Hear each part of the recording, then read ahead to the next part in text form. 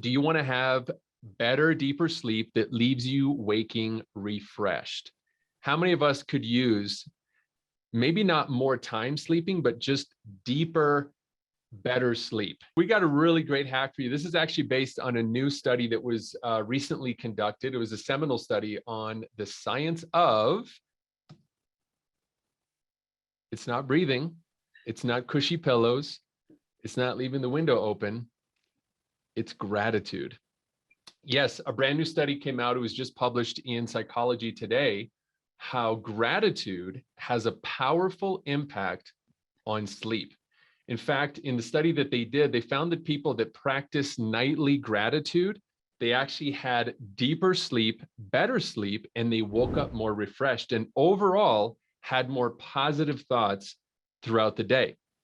So, how important is that? Now, Eve, I know that you practice gratitude. So how have you seen gratitude have an impact on performance in leaders? Yeah, it's a big part of just connecting and understanding your people and your team, which is what I'm all about. But even just being grateful for these things and being in the mindset of positivity, of being in the mindset of being open and for growth and for abundance. That's a big thing that gratitude does for us is it just helps us shift from that cup being half empty to that cup being looking at things as the cup is half full. That can have a really big impact on your team and on just your outlook as a leader. And then that opens your mind to, okay, now you see opportunities and you see things that you can take to advance yourself versus seeing obstacles. Yeah, absolutely. So here's a couple of tips, Shift Nation, that you can do. So there's three of them. You might want to write these down.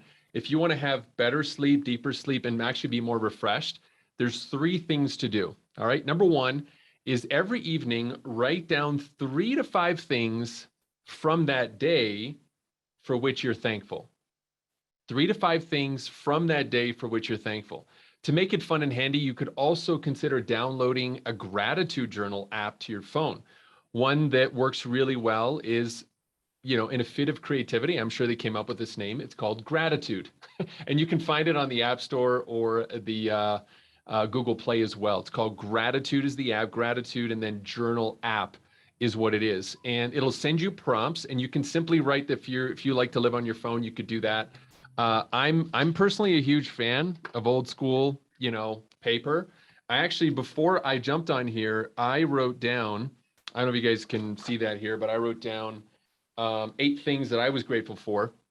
It's not something you can just do at night. You can do it in the morning. You could do it any time of day, but for the sleep impact, you do it at night. And which is kind of interesting for me because I typically do gratitude in the morning. Eve, I don't know when you do yours because I think you have an app for it. I'm not sure, but I do mine in the morning. So this is kind of interesting for me from this study.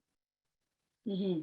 I wonder if part of the reason why doing it at night is that it also is kind of a little bit of a meditation and it's a little bit of a mind clear and it helps to reset, which is a big part of getting a restful sleep as well. Mm-hmm. Yeah. So here's the second thing they recommend is once a day, a polite thank you to somebody. So like somebody holding the door is fine, but now and then give a fuller expression to your appreciation. Take a few minutes to tell someone just how much a kindness has meant to you. Just give a fuller expression, and you can do a little countdown timer. Put it at 60 seconds and see if you can thank somebody for 60 seconds. There's a little challenge there. And then the last one is once a month, you can write a full-fledged letter thanking somebody whose generosity has made a difference in your life. Sending it by email or post is okay, but hand delivery is even better. Of course, be safe, but you could send them a thoughtful email. You can send them or a handwritten letter. I got to tell you personally, I received a handwritten letter from somebody who listened to our podcast. She found my personal address, wrote me this 1-page letter, and I have never thrown that thing out. And Mm-hmm. she wrote me a letter of how much she appreciated what we do here. And I'm just so grateful. I'll always remember her name, Brandy Seats. She wrote me this letter. So those are 3 things to do. So once at night, once during the day, give a fuller expression, and then once a month, take a quiet minute, write a letter to somebody whose generosity really made a difference in your life. Any thoughts on that, Eve? Yeah, this is interesting because what I see as the underlying theme for this is yourself giving to others. Like thanking other people is a really good feeling for you. Like for me to write a letter to somebody to let them know how much I appreciate them, how much they've given to me. That's a really good, even just self care thing because we get a lot of personal satisfaction and personal happiness out of giving to other people. And this is something, this is a gift that you can give to somebody is thanking them and making them feel special. Yeah, absolutely.